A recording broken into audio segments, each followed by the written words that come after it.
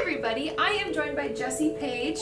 Tell my people what you do on your channel. Hello, I'm Jessie Paege, and I'm an internet personality. I talk about my own personal experiences, LGBT, and I don't know, just going through life and living, and I also have done a few mental health related videos, so I was really excited about this. Yeah, me too. And I discovered you, was it, I don't know, maybe like last year. We've been on a bunch of different panels together because she does talk about mental health and her own experiences with anxiety mostly. Yeah. And so, yeah, that's what I wanted to share a little bit, or wanted to talk with you a little bit about your experience with social anxiety, because I have a lot of viewers that struggle too, and I think when people know that we put ourselves online, they automatically assume we're really outgoing. I'm really excited for this. Yeah, because it's not always the case. Yeah. So I know if you're fine starting off with this, like VidCon, you had to leave early because we were going to connect there. That was like, I think, one of our first times connecting, and you were like, I'm sorry, I had to leave. Yeah. Do you mind telling us a little bit about what happened? Yeah. So I currently wouldn't say, so social anxiety was very prevalent in my life in like my earlier years, but definitely like I've gotten such a good control over it, but like, yay!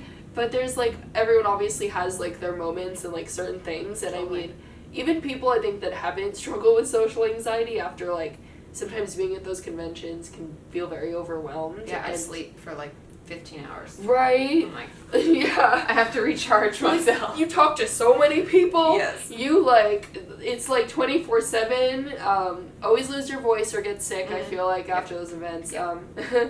But yeah, I realized I wasn't benefiting from the situation, and I was getting symptoms of, anxiety in relation to like this social event, and I hadn't done this in such a long time, but I removed myself from the situation. I was like, you know what, I need to breathe, and I'm gonna go home, and it ended up being really good for me. Yeah, and I was really glad. I mean, it was a bummer because we were going to film, but I was proud of you for putting yourself first. Yeah. Because I think a lot of people, and myself included, sometimes just white knuckle through situations, like, I'll just push through, I'll get it, but it's important to take care of ourselves first. Yeah. You know?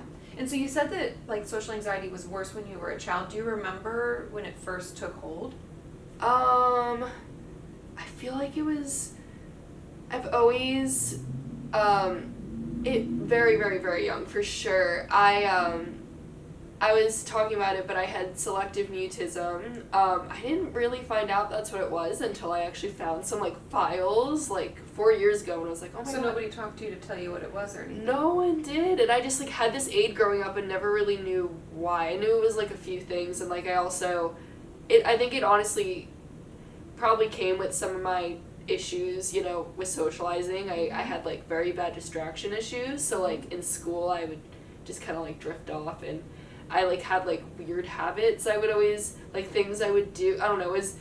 It was a lot of things, but they all kind of fell under the umbrella of social anxiety and that type of thing. But I think it was a pretty young age. I remember even my mom was super social, which kind of had an interesting upbringing for me, because you'd expect me to be, but I think I don't know, it definitely didn't turn out that way. She was friends with all the other moms and would introduce me to new kids all the time, and you were like, nope. I was like, nope. Yeah, and I remember even at the time getting symptoms of anxiety about situations. I remember in middle school one time that I look back at it now and I was like, damn, I was very socially anxious. So we had to write letters to other kids in the class, and a kid wrote a letter to me, and he had never talked to me before, and I only talked to one other person in my class. I was very, very, very, very, very not only socially anxious but just shy as well. And when I saw he wrote me a letter, I automatically got so overwhelmed that I missed school for 3 days because I was just hysterically crying, and my parents had no idea what was going on. People thought I was mean to this kid. Oh, because I didn't read the letter, and I just was scared he was going to make fun of me. I honestly just thought he was just doing it to be funny, or I don't know what it was. Yeah. Well, and anxiety comes along with worry. Yeah. And it can be it doesn't matter if it's like warranted or not. We just feel it. So that makes sense. Yeah. And maybe you had like a panic attack potentially. Yeah. Yeah. And the aid, so what would the aid do for you? Because for those of you who don't know, like we were talking about this in the videos, and we did videos on Jessie's channel, so I'll link those in the description. You can check those out. Yeah. But we talked about like 504s and IEPs, and I have videos about that too that I'll link down there if you wonder what those are. But I assume that was part of something like that. Yeah. So what was the aid's tasks? Do you remember? So, I know you're really young. Yeah, I can kind of remember. So, I remember if the teacher would be talking in class, if I was looking off to the side, like, she would, Would she like touch you and like bring you back? Yes, kind of? yes. That was a really big Redirect thing. you? Yeah, and another thing is that I always went in with the school counselor during lunch a lot. Mhm. Like certain kids that kind of needed that more would do that Yeah. as well. And this aid would work for like me and one other kid, and would like, you know, I know like there were different methods for both of us. Like I could definitely tell. And was that hard to be like around other kids with an aid? Do you think it helped or do you think it harmed more? So I think in the beginning, some kids honestly thought this person was just assisting the teacher and didn't like a realize it was TA. for me. Makes sense. Yeah, exactly. That's and almost better if they can make it less so much stigmatizing. better, yeah. And then I think I stopped getting an aid when I was in 3rd grade, and I think like around like first, second, third, like people started to realize, and then like it started to isolate me a lot more and stuff like that. And that's actually when I realized getting an aid wasn't productive, and we decided to kind of just let me live and see what happened. And Yeah. did it get better? Not until a lot later in my life. Not until, honestly, situationally, I got thrown in like a lot of situations, and I just realized, I was like, it's really, I just have to like allow for these situations to happen and stop fighting them. And it definitely wasn't overnight. It was like a lot of little baby steps. And of course. having that one friend, you talked about that, and I was like, that is so true. Like having one friend that you can really depend on but not be dependent of. But to have support. I think it's like healthy support, because we shouldn't depend on them for everything. Yes. But I think everybody needs a friend. We're social creatures, and we want support and like understanding. And to be able to go to that one friend, or to just sit. A lot of my patients, and I'm sure viewers alike, like just finding someone you can sit with at lunch is so important. And so having that one person, like one of my viewers had said that they had this best friend, and they would, if they weren't going to make it to school, they'd be like, I'm not going to make it, so I won't be there for lunch. And just having that warning gave them time to like find something else to do, or talk to their teacher at lunch, or, and I know that, but finding a way to make it work for you, and just having that one support is like, can be all that you need. No, it's so true. So what helped the most then? Because now like VidCon, you were saying, was like kind of a rarity. Yeah. And VidCon is overwhelming. Every conference is overwhelming, but VidCon in particular, I don't know why. Yeah. So what's been the most helpful to get you kind of where you're at now? I'm trying to... Okay, you talked about this too. I'm like using your points because No, they were so good. You were saying like, just in regards to mental health, how you can't wait until like you're like breaking down to take care of yourself. Like you need to just always be doing that. So like I realized that sometimes an event is too overwhelming, or like I can't this is like also just being an introvert. It's like kind of separate, but I mean for me, like if I'm social for too long, that's when I really like do start to get anxious and stuff. And like I need a break from that, and I do still need space, because it's still kind of a new thing for me, like that type of thing. Totally. And I think knowing like you're gonna have a person there that's gonna keep you in check, or you talked about this, and I need to start doing this, but like going somewhere early, I feel like it helps so much. Early, yeah. Because it gives you like the lay of the land, and it sounds kind of silly, but I think at least even for myself, because I'm more of an introvert too than an extrovert, is that if I'm there and I get to greet people as they come versus coming into a full situation that's already too loud. It's there's too many people saying hi, because if you come in, everybody's like, hey, you're like, oh my god, and you don't like you're looking for the people that you don't know if you have somewhere to sit, and so if you get there early, you get to decide like what's okay and what's not okay, and and then as people show up, since you've been there early, if it starts to get too busy and too overwhelming, you've already been there for like 2 hours, so you can leave and it's not rude. Right. And so I always feel like it's like sets you up for success in big social situations, which whatever parties we have to go to. Yeah.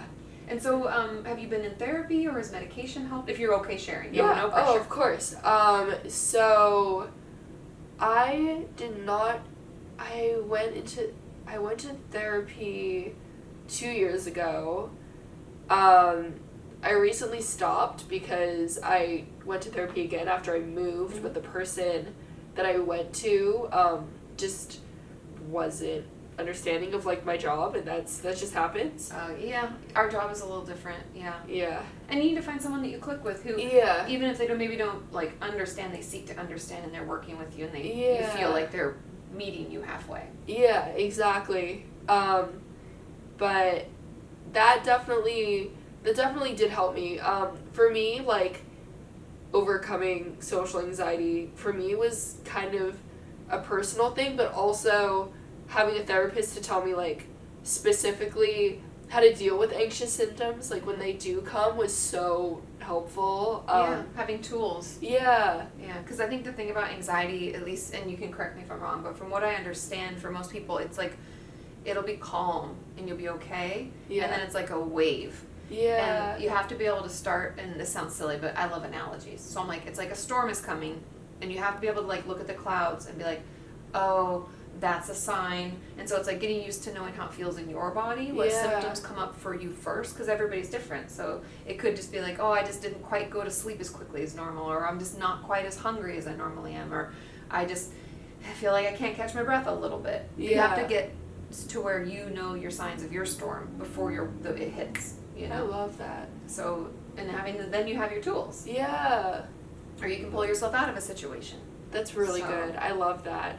Yeah, I think that definitely helps a lot. And I think also when it becomes personal is realizing like what situations you thrive in and which ones like will make you anxious when you're there. Like if hanging out with a certain maybe group of people, like every time you leave and you feel anxious and you feel, I don't know, like very self-aware and self-conscious, and maybe it also sometimes I realize like, I mean, not that you should let your social anxiety win, but sometimes maybe just the environment just doesn't, mesh with you, and that's okay too, because I think like sometimes we have to go to certain things, certain parties or events.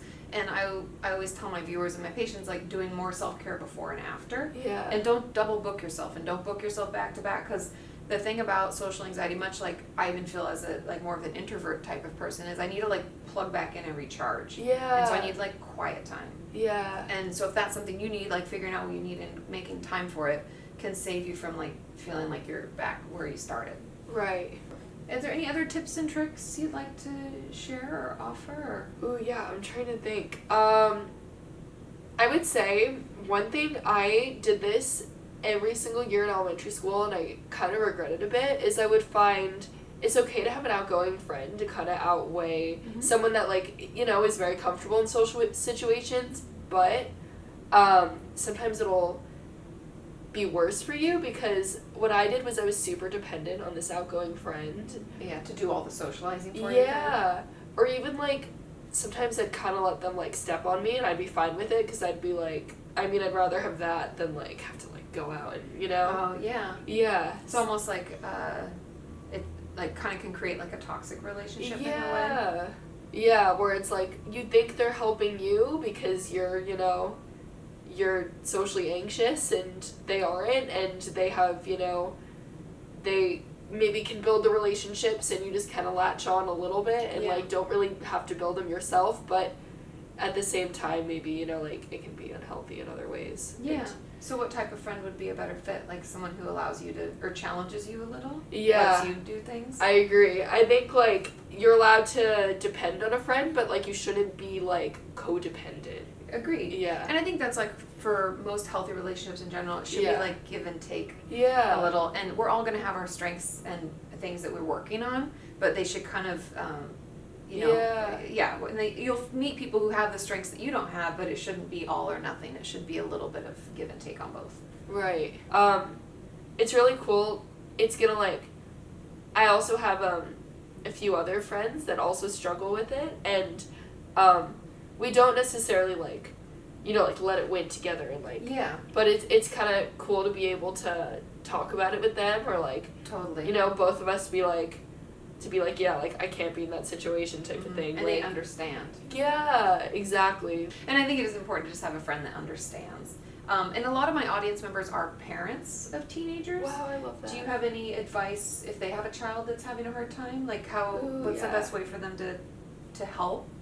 I would say, because I read a lot of like DMs and stuff. I've realized one thing is just a lot of teenagers, I think, before they even say anything to parents, they're already scared. They're already like, like, is my parent not gonna? So I think maybe a parent saying to the kid, like, hey, like, I just want you to know, like, if you do need help, like, you know, like, we will provide that for you. We will listen to you. We just, like, want to hear that. We won't judge you. Like, maybe just, like, setting up that preface. And even if a child doesn't need, or a teenager, you know, doesn't need help or anything, I think they just would love to hear that. I think so too. I think that's great. It's like opening the conversation, because I've heard from many of my viewers who are younger, who are teenagers, that they wait forever and they're scared, and then if it's brushed off, so just be aware if your child does reach out, like know that it took them a long time to build up that courage. So brushing it off or calling it just being a teenager, or you know, saying we can't afford it, like first try to hear them out and do your best to provide. And they're, like I said before, like, you know, therapists work on sliding scales, and there are free resources. I worked at a free clinic for a long time where I got paid like $10 or $20 a session. So just recognize that there are things like that are available. A lot of therapists donate their time. Wow, I love that. Yeah. Anything else? I think that's great advice. I feel like we're good. We're so good. Thanks for being on the channel. Of course. And like I said, we did 2 videos over on Jessie's channel, so I'm not sure which one will go up first. We'll figure that out. But you can click links in the description and watch those now. And we'll see you next time. Thank you. Bye. Thank you. Yay, that was perfect. That was such a good advice. I love it. Yeah.